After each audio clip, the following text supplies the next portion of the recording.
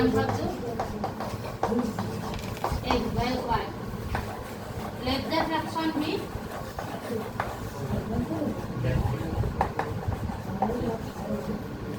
এটা একবার প্রশ্ন মধ্যে কি দিছে অ্যাকর্ডিং টু ইকুয়েশন কি দিছে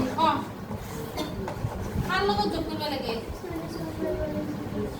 x এর লগে মাইনাস করব লাগে না এড যোগ করলে কথা না সমান না 1 বাই 3 এটা প্লাস করে যদি পুরো আমরা এটা মানব 3x মানব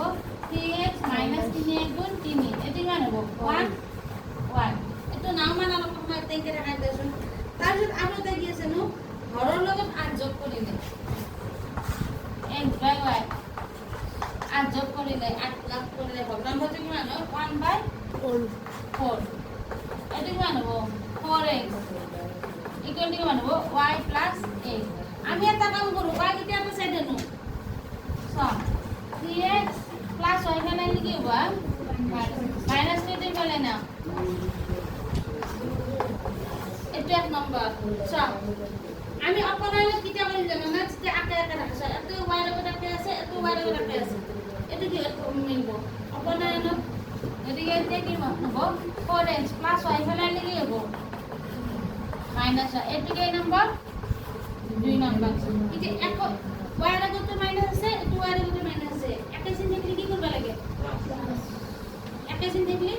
মাইনাস করবে লাগে এত মাইনাস আছে এত মাইনাস আছে কি করি আমি মাইনাস করি একর পরে 2 মাইনাস করব না 2 পরে মাইনাস করব কোনটা ডাঙা আছে করে 2 পরে কি করতে দিবা 1 মাইনাস করতে দিবা বলি যাবা এখানে দাও তার মানে 4x y 8 এদিকে এই নাম্বার 2 নাম্বার আর কথা না বন্ধুরা বলে স্যার 3x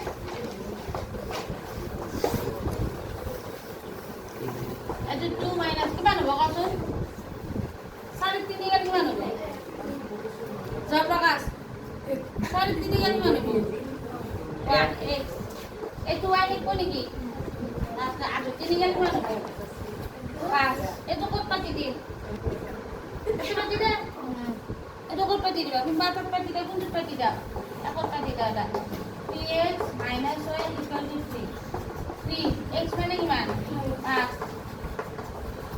3 বাজে কি মান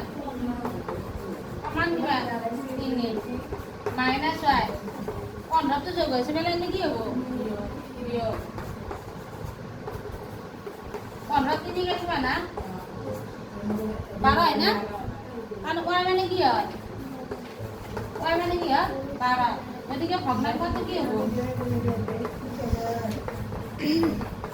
ভগ্নাংশ তো x এর মান কি মান x এর মান কি বেশি 5 মানে 5 বাই মান হবো দেখো দিলাম